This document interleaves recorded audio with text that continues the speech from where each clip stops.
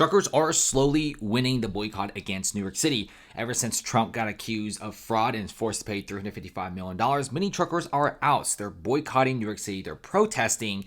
And let me tell you guys, the trucker boycotts are nothing to sneeze at. They basically boycotted Colorado back a couple years ago, and Colorado was on its knees, and that was only 12% of truckers. Now the number is more like 20 to 22% of truckers boycotting New York City. People are just super mad about the whole Trump situation. Investors are pretty freaked out.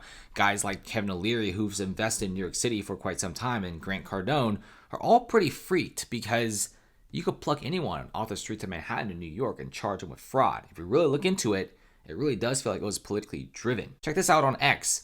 One of the biggest trucking guys out there is saying it's still too early to tell, but he's been told right now that in New Jersey and New York, there are a lot more available loads than drivers.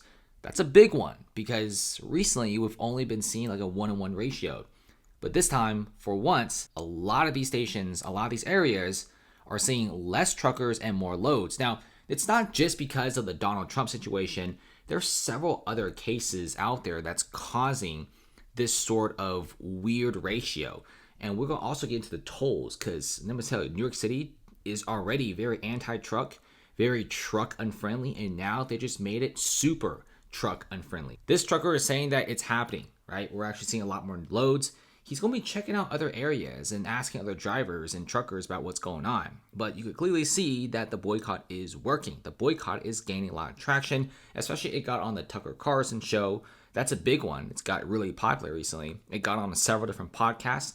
It's everywhere on X and other social media platforms. And the trucker boycott is nothing to sneeze at, guys. They boycotted Colorado a few years ago, and Colorado was on its knees. This whole economy is ran by truckers. We have a bad rail system, so everything we do relies on trucks. This trucker is saying the same thing. There's about 22% of truckers that are refusing shipments and loads. Things are getting more expensive. In fact, it's an extra $2,000 per load right now, according to some of the truckers on X. And this trucker is saying the same thing. What's really interesting about the trucker boycott and when these truckers share their stories is a lot of these numbers and their experiences, they do collide with each other, meaning that they all are kind of getting the same information. They're all witnessing and seeing the same things on feet. So this is what we're looking into the trucker boycott. It's slowly growing. It's getting more severe. And as time goes on, it's going to get more expensive, the goods in New York City. Not everything is going to get expensive all at once in New York City. It slowly gets more expensive. That's how a boycott works. And you're not going to be seeing empty shelves either because there's still truckers sending loads to New York City. Check this out. We got another trucker already saying that rates have heavily increased. This trucker says that they're basically paying $2,000 to $3,000 per load, right? When there is a lot more loads than drivers, typically they give the drivers more money to ship it to New York City. This trucker is saying the same thing. And by the way, he's also saying that there's not every trucker boycotting New York City, right? You only have 20% of truckers boycotting New York City, only a fifth of the 355,000 truckers. You have the other 80% taking on very expensive goods to New York City. There's no shame in making money. In fact, I respect that. Make as much money as you can in the truck industry. It's an industry that easily burns you out quickly. You want to make money as quickly as possible and as much as possible. So get the load to New York City now. But like I said, New York is going to be the one paying for that extra money being shipped there. And it's not just about the Trump situation, guys. It's also heavily involved with the tolls because we have a brand new proposal from the MTA. If you want to get from Jersey to Midtown Manhattan, it's a proposed congestion pricing plan. Passenger vehicles will be charged $15 each time they cross the bridge, which is a crazy high price just to go to work. And trucks will be charged anywhere from $24 to $36 depending on the size. Motorcycles will be charged $7.50. Wow, it just became even more truck unfriendly. And by the way, I don't know if you guys ever been to New York, but this isn't anything new. If you guys think this is the only toll that New York City takes from you when you go to New York City, you're wrong because there's several other tolls before this one. This is something that's very new and it's making everyone mad. Even the Garden State, New Jersey is like suing the MTA in New York City for this. They're furious because now employees who just make a little bit of money, some employees go to Manhattan to make like $18, $20 an hour crossing a bridge, may not see this as a good incentive to go to Manhattan anymore. And that means Manhattan wages are going to go up. And guess what? Inflation is going to go up. And now you're telling me there's a trucker boycott, the price of goods will go up. It's not looking so great. And by the way, tolls going to New York City, if you're not spending like almost $50, that's an impossible challenge. If you look at this trucker, same exact thing. Well, he's saying that many of his buddies in Tennessee and himself, they refuse to go to New York City because of the crazy tolls. NYPD is everywhere. The chances of getting a ticket is very, very high. And also the crime rate is through the roof in New York City. And I'm pretty sure this guy will probably never go to New York City, especially if they start noticing the crazy toll. I'm pretty sure with these massive trucks, they're probably spending like $36 because they're humongous Class 8 semi-trucks. So yes, many truckers are done with New York City. They basically screwed themselves.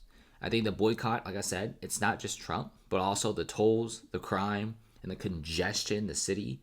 This just made things even worse. So yes, many truckers are sharing their stories on X, and many truckers are not happy at all about the situation. One of the biggest things about New York right now that's very interesting is the whole migrant situation. You know, the truckers are boycotting New York City, price of goods are going up, right? And now you also have this crazy toll. The $15 per person is going to cause all wages to go up in Manhattan. Things are going to get even more expensive. If you guys think that the price of goods will get more expensive because of the trucker boycott, well, just you wait until they implement the $15 charge in the summer of 2024 this year. The whole Trump situation is not getting good at all. If New York City spares Trump, then I'm sure the boycott will probably be over. But the city refuses to spare anything. New York judge denies Trump $100 million bond offer for a stay of civil fraud judgment. Now, if you guys are living under the rock, and let me tell you guys what's really going on. Trump has a $400 million building. Okay, not that surprising. There's many rich people around the world who have $400 million buildings. But Trump also borrowed $200 million using the building as collateral, collabing with a small regional bank, I think somewhere in New Jersey. That's pretty normal too. But then he gets hit with fraud allegations. We're not really sure exactly what's going on, but I could tell you basically all of New York and the city council is against Donald Trump right now, despite Trump building many of New York's most iconic skyscrapers. This is one of the craziest things.